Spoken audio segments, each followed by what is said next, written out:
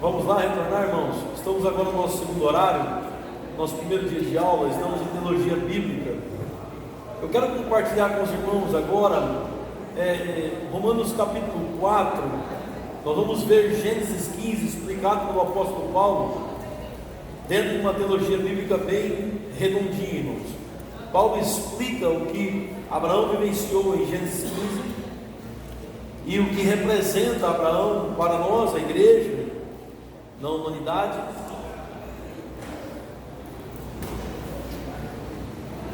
E nós vamos separar Romanos 4 em 3 partes, irmãos. Estamos ensinando teologia bíblica, o primeiro dia de aula, segundo horário. Romanos 4, do versículo 1, irmãos, até o versículo 8, a gente vê a Bíblia mostrando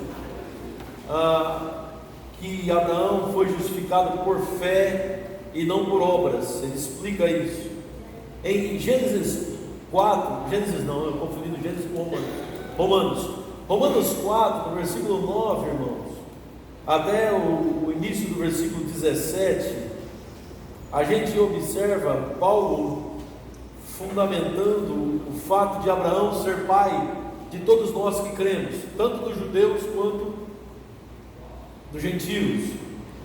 E então, de Romanos 4, versículo 17 até o versículo 25, a gente observa a Bíblia mostrando a fé que Abraão teve e que se aplica à nossa fé na ressurreição de Jesus Cristo. Abraão creu que Deus iria ressuscitar seu filho, do qual o recobrou dentre os mortos. Por isso que Abraão creu no Deus que vivifica os mortos e chama a existência como as coisas que não são, como se já fossem. Eu quero explicar um pouco esse texto de uma forma próxima do expositivo, apontando, irmãos, para a explicação de Gênesis 15. E se você olhar mais detalhadamente, você vai ver que Romanos 4, do 1 até o final 25, Paulo está usando histórias para explicar a tese que ele está defendendo em Romanos 3, 27 até versículo 31. Paulo levanta uma tese em Romanos 3, 27. Olha só, ele diz: onde pois a jactância, o orgulho, a prepotência, a soberba foi de todo excluída, porque lei das obras? Não, pelo contrário, pela lei da fé. Aí ele faz uma conclusão: concluímos, pois, que o homem é justificado pela fé, independentemente das obras da lei. Porventura Deus somente é dos gentios? Não, ele não é só dos gentios, ele também não é só dos judeus, ele também é dos gentios. Sim, também dos gentios, visto que Deus é um só, o qual justificará por fé o circunciso e mediante a fé o incircunciso. Então ele está defendendo uma tese. Nessa tese ele está dizendo: a justificação é pela fé, e ele, no meio disso, diz: tanto para o judeu quanto para o gentio. Está claro isso, amém? Aí ele vai contar histórias para explicar isso. Por que contar história? Porque a história, ela dá uma concretude para a coisa. As histórias bíblicas que nós vamos compartilhar, ela concretiza as coisas, ou concretude das coisas, deixa a coisa mais sólida. Então ele está apresentando a tese e ele vai contar 2 histórias. Na verdade, vai contar 2 histórias, não. Ele vai chamar 2 homens importantes na nação judaica para explicar a sua tese do versículo 27 até o versículo 31. Na verdade, Romanos 4, do 1 ao 7, Paulo está explicando o 27 e o 28. Romanos 4, de 8 a 17, Paulo está explicando Romanos 3, de 29 a 30. Entendem? É a explicação da tese.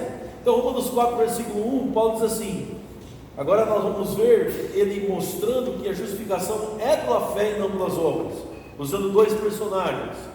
Que pois diremos ter alcançado Abraão, nosso pai, segundo a carne? Porque se Abraão foi justificado por obras, tem de se gloriar, porém não diante de Deus. Pois que diz a Escritura? Ele cita Gênesis 15. Abraão creu em Deus, isso lhe foi imputado por justiça. Agora ele vai usar o princípio de teologia bíblica para explicar o que aconteceu em Gênesis 15, dentro da história maior. Aí ele diz: ora, ao que trabalha, o salário não é considerado como favor, sim como dívida. Mas ao que não trabalha, porém crê naquele que justifica o ímpio, sua fé lhe é atribuída como justiça. Está falando sobre Abraão. Abraão não trabalha para a sua justificação, mas Deus justifica pela fé. Aí ele mostra agora no versículo 6 um outro personagem de Israel, tão importante quanto Abraão, que é Davi. E ele diz assim: e é assim também que Davi declara ser bem-aventurado o homem a quem o Senhor Deus atribui justiça, independentemente de obras. Bem-aventurados aqueles cujas iniquidades são perdoadas e cujos pecados são cobertos. Bem-aventurado o homem a quem o Senhor jamais imputará pecado. Sabe quantos anos nós temos de Abraão a Davi de diferença? 1000. Nós estamos falando, irmãos, de 1000 anos de diferença. Paulo pega um personagem e um outro personagem, eles estão distantes há 1000 anos um do outro, e os dois estão falando a mesma coisa. A história dos dois. Ou seja, a justificação ela é pela fé. Davi dizia isso: feliz é o homem a quem Deus não imputa pecado. São 1000 anos de distância. Onde é que Paulo enxergou isso? Porque a visão de Paulo é uma visão correta das Escrituras. Paulo está vendo todo, não o texto em si, daquele pontinho, aquelas historinhas, não. Ele está conectando as histórias. Olha, Abraão foi justificado pela fé em Gênesis 15, mas Davi também. E nós também. Aí ele traz para o dia de hoje. A igreja também. Amém? Só que a partir de agora do versículo 8, ele vai falar que a justificação pega o judeu e o gentil em Abraão, que é a tese do capítulo 3, versículo 29. Olha só: é porventura Deus somente dos judeus? A resposta: não. O é também de gentios? Sim, também de gentios. Então ele está defendendo essa tese. E vamos provar isso? Vamos provar isso? Mediante a história de Abraão, versículo 9. Vem, pois, esta bem-aventurança exclusivamente sobre os circuncisos ou também sobre os incircuncisos? É uma pergunta. Isso que dizemos, a fé foi imputada a Abraão para a justiça, Gênesis 15. Ou pois lhe foi atribuída, estando já circuncidado ou ainda circunciso? Incircunciso. Abraão foi justificado sendo pagão. Abraão é pagão. Abraão não era judeu, ele era pagão. Ele é justificado adorando a Deus à lua, Nana. Ele é justificado, irmãos, vindo de uma raiz de seu pai, que a sua família adorava a Deus a Nana. E ele é justificado, irmãos, porque Deus o escolhe para isso. Ele é um eleito em Cristo Jesus. Vocês estão entendendo? E não depende dele, depende do Senhor. Não é pelas obras, é pela graça. Deus está desintoxicando Abraão, reafirmando as promessas a ele, desintoxicando o seu passado, mostrando que ele foi justificado não quando ele tinha o selo da promessa da circuncisão. Não, ele não era circuncidado em Gênesis 15, quando ele é declarado justo. Entendem? E aí Paulo vai dizer: ele é o pai da fé do judeu e do gentio. Aleluia. Aleluia. Nosso pai da fé também, não no regime da circuncisão, e sim quando incircunciso.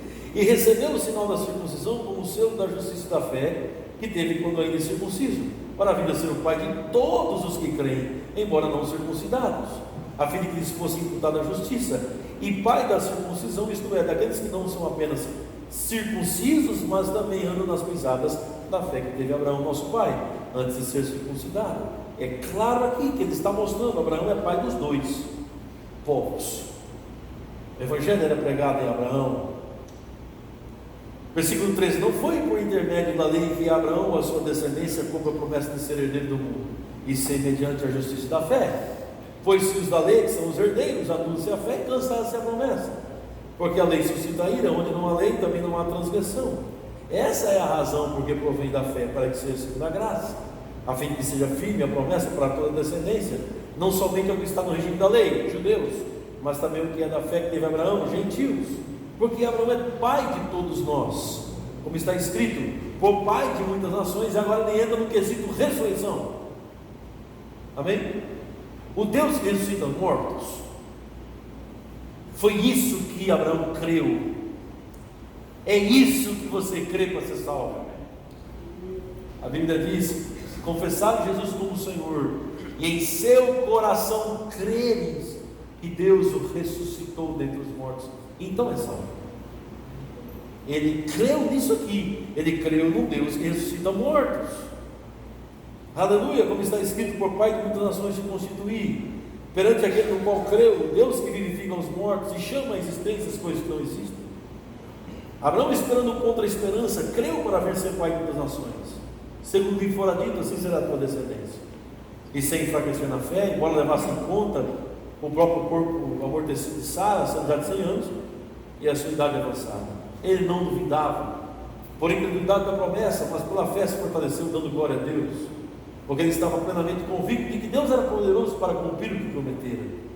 Pelo que isso lhe foi também imputado como justiça, e não somente por causa dele está escrito que lhe foi levado em conta, mas também por causa de cada um de nós que estamos aqui no Panatis, no dia 3 de fevereiro de 2020, mas também por nós, nossa causa, nós que igualmente nos será imputado, a saber, nós que cremos naquele que ressuscitou dentre os mortos, a Jesus, nosso Senhor. Essa é a sua salvação, crer na ressurreição dos mortos. Essa é a fé que teve Abraão. Olha a conexão de Paulo, puxa histórias atrás, uma teologia toda conectada. As histórias têm sentido. No evangelho que Paulo pregava, tudo fazia sentido. Esses princípios, irmãos, em toda a Bíblia se repetem. Quando você olha para as Escrituras, você vê o tempo todo Deus mostrando a justiça, mas sempre pela fé, não pelas obras. Lembra de Raabe, a meretriz? Lembra de Ruth, a moabita? É o tempo todo. O Senhor escolhe, irmãos, os que Ele quer. Ele justifica quem Ele quer. Quando Ele aparece a Moisés, Ele diz: Moisés, eu tenho misericórdia de quem eu quero. De quem eu quero. Esses princípios na Bíblia são repetidos. Outro princípio de teologia bíblica, está aí, ó, na letra C, é o princípio do primeiro não será o primeiro. Já ouviu esse princípio? O primeiro não vai ser o primeiro. Jesus dizia: os últimos serão os primeiros, né? Esse é um princípio. Estuda a Bíblia, você vai ver, de Gênesis a Apocalipse, o que está em evidência não é Ele. O que aparentemente tem a primazia não é. É sempre o que está cuidando das ovelhas do Pai. É sempre o que não está em evidência. Por que é assim? Porque, irmãos, Deus gosta de escolher aquilo que é improvável. Deus gosta de trabalhar nos improváveis, nas impossibilidades humanas. O que é improvável, pronto, Deus está trabalhando ali. O primeiro não será o primeiro, o primogênito não será o primeiro. Quem tem a primazia não é o primeiro, é o princípio. Se você ler a Bíblia de uma forma bíblica, de uma forma teologicamente bíblica, você vai encontrar isso no tempo todo. Deus escolheu. Lembra de Caim e Abel? Quando quando a Eva, ela tem Caim, ela fica maravilhada. O Senhor me deu um homem, o Senhor me deu um varão. Eva está, é o meu primogênito. É, mas não é ele. Não é. A Bíblia não fala que Eva não fez nada quando Abel nasce.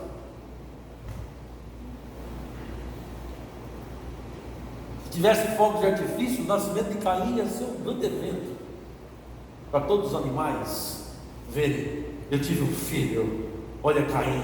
É, mas não é ele. Ele é o assassino. Abel é o descendente. Mas Abel foi morto.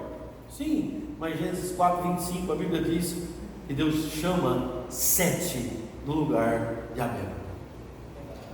Entendem? Porque em Abel que a descendência foi promulgada. É o filho da promessa, é o escolhido, o eleito de Deus. Caim não é o eleito de Deus. O eleito de Deus é Abel, e depois vem Sete, o eleito de Deus, depois vem Sem, filho de Noé, e vai se estendendo. Depois vai para Abraão, Isaac, Jacó, e chega Davi, chega até nós, chega em Jesus Cristo. Jesus Cristo é o descendente perfeito na plenitude dos tempos. Então Deus gosta de trabalhar assim, irmãos. com impossibilidades, Deus gosta de trabalhar com coisas improváveis, Deus tem prazer e gosto nisso. Esta é a razão por que Deus escolheu a gente. Nós somos improváveis.